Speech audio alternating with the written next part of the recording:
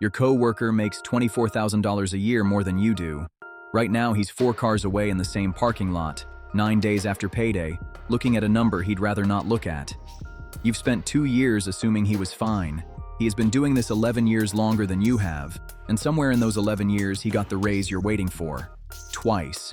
He's you, a decade out, with the problem solved and nothing fixed. One number decides which of you is still sitting in this lot in 10 years. It isn't the salary. It's in your account right now. It has been every month of your adult life, and neither of you has ever looked straight at it. Your own screen says $61.40, roughly the same as last month. And the month before that, you can't point to anything you bought. No trip, no watch, no story about a wild weekend. The money just left, the way water leaves a tub with a slow drain, quietly, mostly while you were looking somewhere else. You're 28, you work. You already know you're not lazy, which somehow makes the number worse. So let's go back to the first of the month and find it, because the answer isn't a mystery, and it isn't entirely your doing, and both of those are true at the same time. That last part is the piece nobody hands you. The first of the month. The deposit lands. $38,000 a year before taxes, $2,410 after. For about 4 hours that morning you feel solvent. You check the balance twice, not because you forgot it, just to look at it. Then rent goes out. $11.50. Sit with that number for a second. It's 47% of everything you were paid. And you didn't rent above your means. You took the cheapest place with a door that locks and a landlord who answers the phone. Housing eats about a third of the average American household's budget. For you, it eats almost half. You're not the odd one out here. Half of all renters in this country hand over more than 30% of their income for housing and utilities. 22.6 million households. A record, 3rd year running. More than 12 million of them are past the 50% mark. And in your income band, $30,000 to $45,000 a year, over 70% are carrying that weight. 70. You'd have to leave the building to find someone who isn't. Utilities and phone, 180. That's not entertainment either. The phone is where your shifts get posted.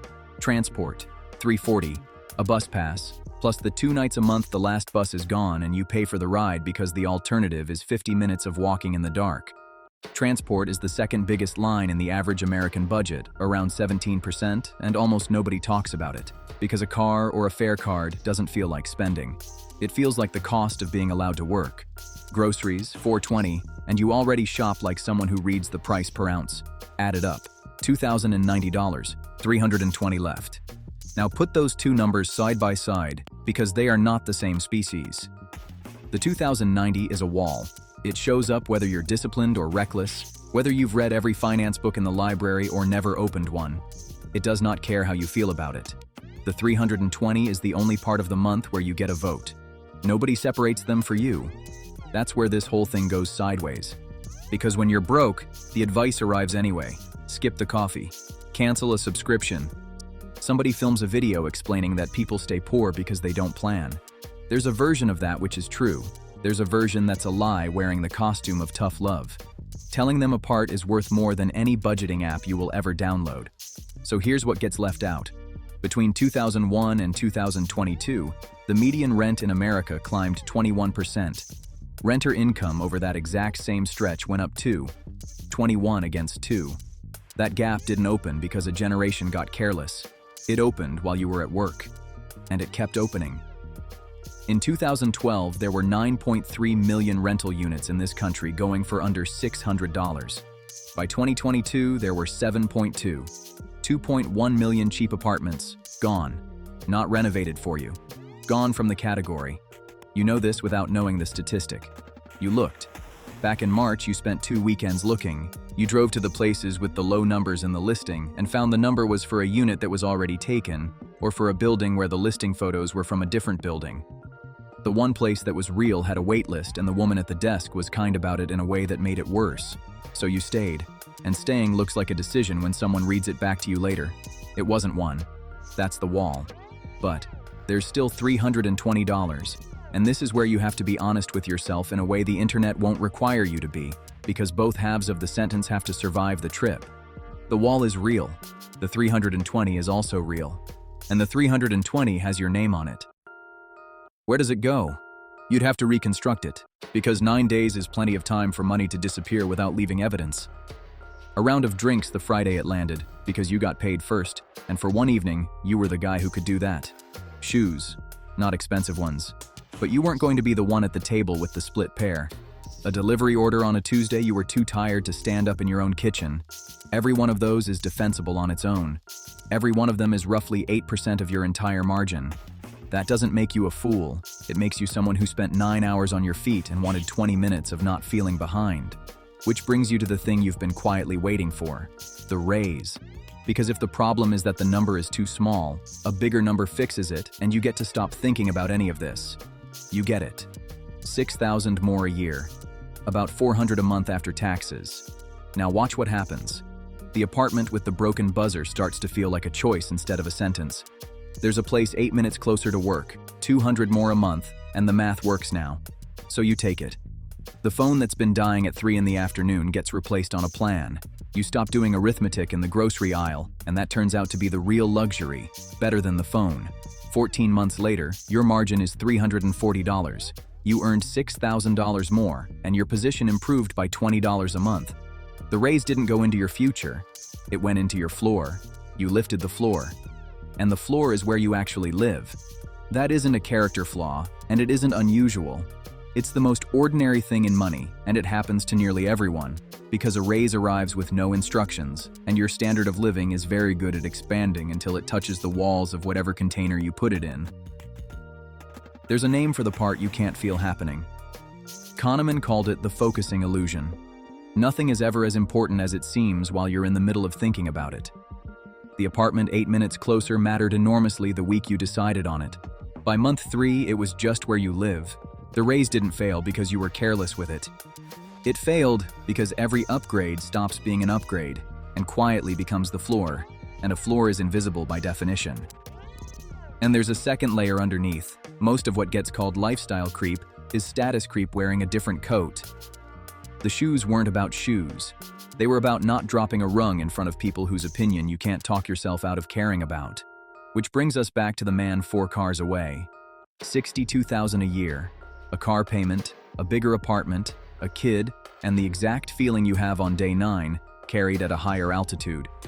In his income band, $45,000 to $75,000, the share of renters handing over more than 30% of their income for housing has doubled. He crossed every threshold you're still waiting to cross, and each time the floor came up to meet him. He isn't a warning about greed. He's a warning about drift, which should tell you something the whole genre gets wrong. The question was never whether the paycheck is too small. The question is, which of your 2 numbers gets the next dollar? And that gets decided by default every single month unless you decide it on purpose. So let's run it the other way. Same raise, $400 a month. Before it ever reaches the account you spend from, $300 of it moves somewhere else. Automatically. Same day the deposit lands. Not because you've turned into a monk, because you've noticed that willpower on day 9, standing in a parking lot looking at $61, is a losing bet. The only version of this that survives contact with a real life is the version that doesn't need you to be strong at the exact moment you're weakest. You keep 100 of the raise. You should. The phone still gets fixed. You still go out the Friday you get paid. You just don't pick up the whole tab anymore, and nobody at that table notices, which is its own small lesson. Now your margin is $320 plus $300, $620 a month. 12 months in, you're holding $7,400. That number is worth more than it looks. Fewer than half of Americans could cover a surprise $1,000 bill out of savings. The difference between being inside that half and outside it isn't income. It's whether a dead transmission is a bad month or the opening line of a debt you carry for 3 years. And the money isn't the whole story of that first year. Something else moves. You stop reading the balance as a verdict on yourself. The manager floats an extra Saturday, and for the first time you can say no without doing math about it. That's not a feeling you can put on a chart, and it's the thing people are actually chasing when they say they want to be rich. 10 years in, assuming roughly what the market has averaged over the long run, and that's an average, not a promise, you're holding about $53,000. That's the year the transmission dies, and you pay for it on a Tuesday and mention it to nobody, because there's nothing to mention. 20 years, around $157,000. That's the year the account adds more over 12 months than you fed into it, and you read the statement twice to make sure you're reading it correctly. 30 years, somewhere near 363,000. That's the year the extra Saturday stops being a question anyone has to ask you. You never earned a big salary, you never started a company, you moved one number once, and then got out of its way for a very long time. Notice what that arc did not require. It didn't require you to be exceptional. It required you to know which of your two budgets you were fighting. Because most people fight the wrong one. They go after the 320, hard, with an app and a spreadsheet and a lot of guilt, and they leave the 2090 completely alone. And the 2090 is where the weight sits. Moving your housing number one time, by $300 a month, does more than winning every argument about coffee for the rest of your life. And notice how little of that was about spending less. You cut almost nothing. You moved the timing of one transfer, and you left one line item alone for 4 extra years. The version of you from the start of this would have called that lazy. He was busy fighting a $300 battle and losing it every month on day 9, which is a fight nobody wins because it's scheduled for the exact hour you have the least left in you. Eventually, you come back to that parking lot. Same store, later in the year. You check the balance before you go in, out of habit. It isn't a good number. It isn't a terrible one either. It's just a number now, and it doesn't get to decide what kind of day you're going to have. 4 cars away, the engine is off and he hasn't gone in yet. He still makes $24,000 more than you. He probably always will. And you already know which of you gets out of this lot because you know which of the 2 numbers each of you spent the year fighting. That's what changed. The salary never moved. 3 things worth taking with you. Draw one border down the middle of your month.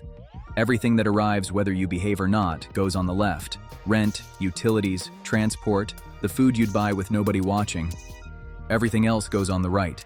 You're not making a budget. You're finding out how big your vote actually is. Almost nobody has ever seen those 2 totals sitting apart. And until you do, every piece of money advice you hear is aimed at a number you haven't identified yet.